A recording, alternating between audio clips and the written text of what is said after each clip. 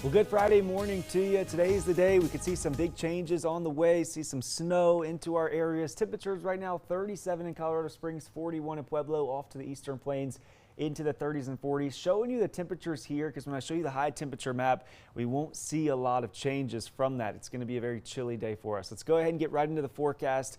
So I said snow was on the way and it's already coming down in some areas here, even into Colorado Springs. Very light snow showers that are into the El Paso County, but some of this is making it to the ground. Notice some darker blues down to the southern end of the southern mountains, also the northern parts of the Sangre de Cristos, and then outside the Denver metro, and of course along I-70. So we'll continue to see these snow showers pick up. We'll have the main event coming about the middle part of the day, and we'll talk all about it. Here's a look into Woodland Park right now. I'm showing you this because I don't see anything coming down just yet, but it has been noticeably breezy pretty much all morning. I'm calling shenanigans on this calm reading because I don't think that's quite right, but we'll continue to watch the cameras and how this evolves throughout the morning hours. Winter storm warning is in place for along I-70, and also winter weather advisory has been expanded to other parts of our area. A lot of the higher terrain communities of southern Colorado, you'll notice here into the northern parts of El Paso County, Teller County, into Chaffee County, the northern parts of the Arkansas River Valley, also the northern Sangre de Cristos, the Wet Mountains, and the adjacent valleys. Those are the areas I think are going to get the most amount of snow, maybe the most impactful conditions, but there are still other parts of our area that will see some sort of moisture coming down today. And this is all associated with this wave that's off to our west that's slowly coming into our area. This will wrap around. It digs deep enough for us to get the lift from the storm energy, and also a cold front has worked its way through. So cold air is in place. High temperatures today topping out only into the 30s in the spring. So what they are right now really not going to change much. It'll be a tad bit warmer as you go to the eastern plains, but once again much cooler than yesterday. So that's what we're working with in terms of the stormcast.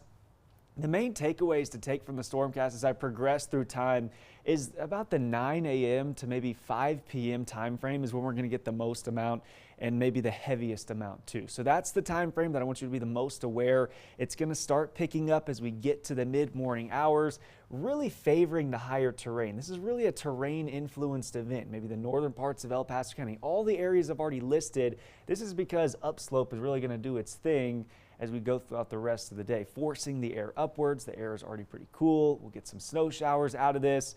And you'll notice some of the darker blues in some of the areas. That is some heavier snow that could come down. So we could get some bursts of some heavier snow at times, so just something to be aware of. This will generally start to taper towards north to south, and we could see some moisture in the form of rain or thunderstorms where temperatures are a little bit warmer. You noticed in this little area, this V I'm making, temperatures were into the 40s, maybe into the 50s, so you could see a rain-snow mix.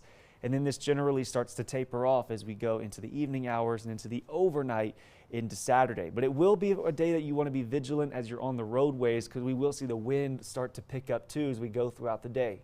No, these wind values aren't extreme. We'll see up to maybe 30 miles an hour at times, maybe in the San Luis Valley, maybe along the interstate up to 20 to 30 as well. But combine that with snow and it could cause some blowing snow, some visibility issues, and just something you want to be aware of. Definitely if you're on the roadways throughout the afternoon commute too when it's a little bit heavier. So overnight tonight, it'll be a chilly one into the teens and Monument, 20s in Colorado Springs, single digits as you go into the higher terrain. So a cooler night for us.